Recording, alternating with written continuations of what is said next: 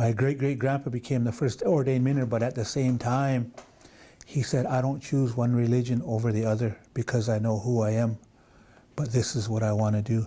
And there was, you know, as always, when you choose to do something, people will say things, people will be against it, and they'd say he wants to be like the white man. And I remember my grandpa Ben telling me right up in the house, right up there, he said, my dad, he said he got, you know, people said things about, he did what he wanted to do.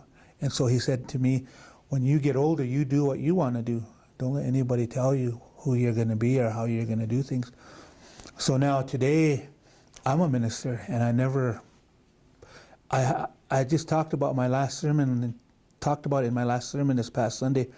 I planned my whole life out. I wanted to be a basketball coach. I wanted to be a football coach. I wanted to be a teacher. But I never had this in it. I never had the ministry in it. I moved back here in 2009 and 2010, started helping out at the church. It just grew.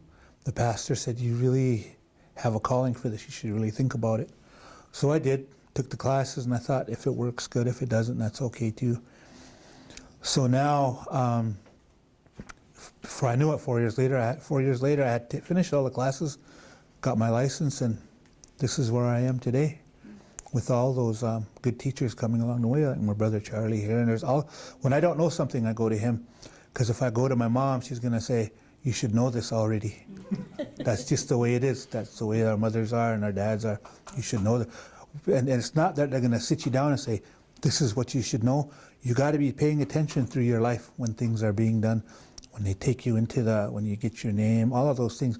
They tell us, my mother told, name your kids as soon as they're born, give them their hirads and names.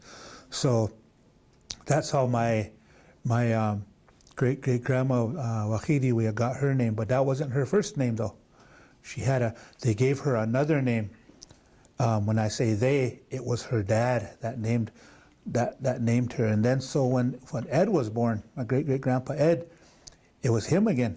Oh no, it was Son of the Star that named him. They asked him, what do you want to name your son? So he named him right then and there. It was Goodbird.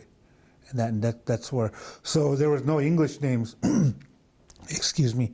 Back then, those English names came after we started to go to school.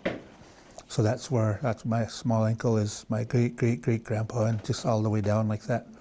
So then when I said all those names to you this morning, I could just think of all the people I'm related to. It's really a small, though we have a lot of acreage here, that's really small, and you relate it to just about everybody here, and somehow, and even I didn't even know some of the people I was related until I did my research. Then I asked my mom, and then she'd say, yeah, you're related. This is how, and I know now because I read it. You know, so that's kind of where I come from in a nutshell.